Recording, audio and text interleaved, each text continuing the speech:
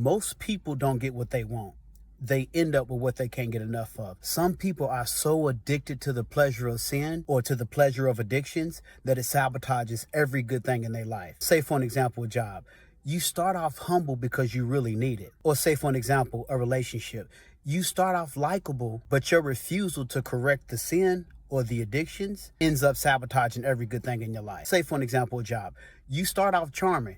Charm is when you say what you have to say, act like you have to act, be who you have to be to get what you want. And then when you get what you want, you go back to being who you really are. So charm is who you are to get what you want, but character is who you really are all the time. Now hear me out. A lot of people go through cycles. They sabotage what they had due to some type of betrayal or some type of addictions. They go through a period of time and the void creates a need for the thing that they previously sabotaged. Then they start the process all over again, obtaining something new without a change in character. They change their clothes. They probably change their perfume or their cologne. They change their outer appearance, but they never change the actual sin. They never deal with the actual sin. They never deal with the actual addiction. It reminds me of a mouse. The mouse sabotages his life on the mousetrap because the bait is so alluring, it's so tempting, it's so addictive, but it ensnares them in the end. So because people fail to deal with the sin or the addiction, they end up in new situations, new jobs, new relationships, but with the same outcome. Because the truth is, you're not that nice and outgoing person at your job or in public. That's not the authentic you, because we've been taught to be nice. Who you really are is who you are in private or when a few people's around. And you're not who you are when you've been promiscuous or when you high and drunk.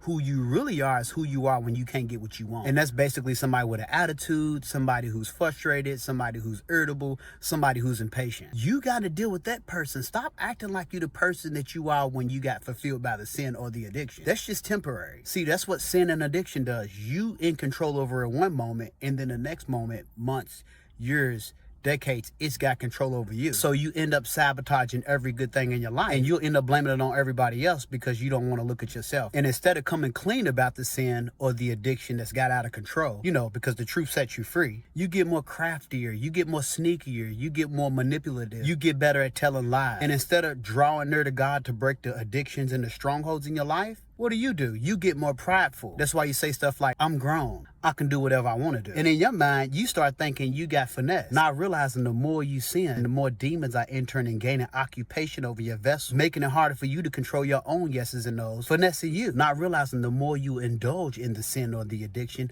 the more enslaved you become to it. Yeah, you grown. Yeah, you free to do what you want, but everything you do might not bring you freedom. And the thing is, you can't break the power of sin or addiction off your life without the power of God, without the power of Jesus and the Holy Spirit working in your life. So after you've lost your innocence and your childlike wonderment and exchanged it for the pleasure of sin and addiction, that's why most people end up not getting what they want, which is the joy, the satisfaction in life.